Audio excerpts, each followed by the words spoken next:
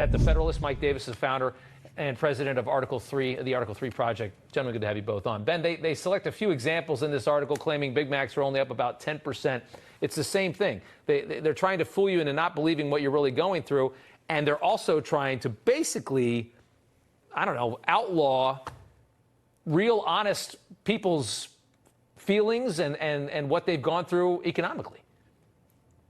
They want to have a monopoly on narrative so they can have a monopoly on power. And so mis, dis, and malinformation, so-called, has been used as a justification to coerce the social media platforms into censoring wrongthink.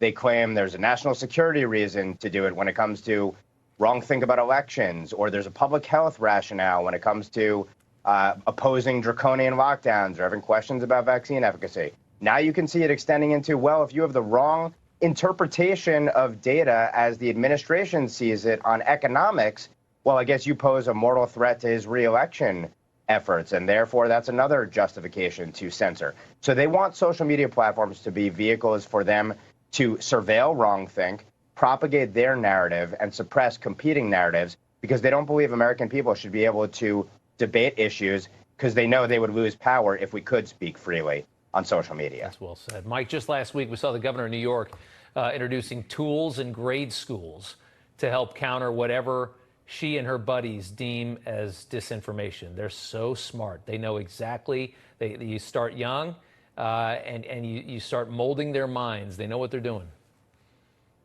Yeah, these big tech platforms, trillion-dollar big tech monopolists, have too much power. They have gatekeeping power over information and commerce. And the problem is the government has the sword of Damocles, too. They have antitrust, amnesty, and they have Section 230 immunity. These big tech platforms know that when Biden tells them to jump, they better jump, or they may lose that Section 230 immunity and antitrust amnesty. It's long past time to break up these big tech platforms. If Google competed against YouTube instead of acquired YouTube, we wouldn't have this censorship. You know, Ben, another tactic of the left censorship is through groups like Media Matters and all these groups that are basically trying to apply all this pressure on advertisers. These people are evil. They come after us. They come after Twitter. They come after everybody, trying to get them to drop their ad partnerships, trying to bankrupt anybody that stands for free speech. Elon Musk has filed what he calls a thermonuclear lawsuit against Media Matters. You wrote an opinion piece in the New York Post.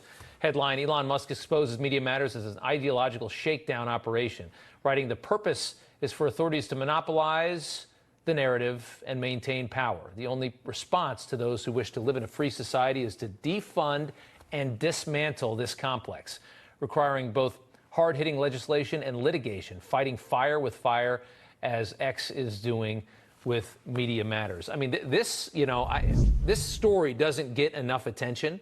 But if you want to know why ideologically this country is so different than the people that live in it, you know, I think the everything around us, the apparatus around us, is so ideologically different from the way you feel and I feel and the millions of people in this country feel. This is the reason. Yeah, that's absolutely right. Look, you have the administrative state and most of the federal government. You have leftist activist groups. You have law firms and big corporations who are cowed into going along with them for fear of their own business models getting destroyed.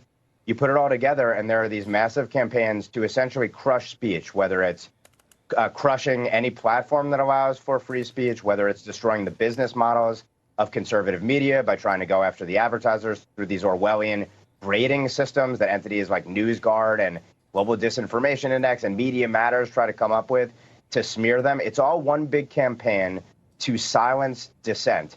And that's why I say you have to fight fire with fire. There's never been a counterweight.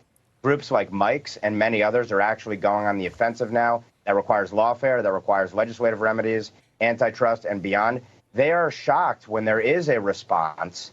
And I think Elon Musk is showing a path right here, but there need to be others as well to get in the game to fight these forces that want to squelch all dissent in this country. Well said. And it's so critically important to fight that with everything that we have. Ben Weingarten, Mike Davis, thank you so much. We appreciate it. Thank you. Next.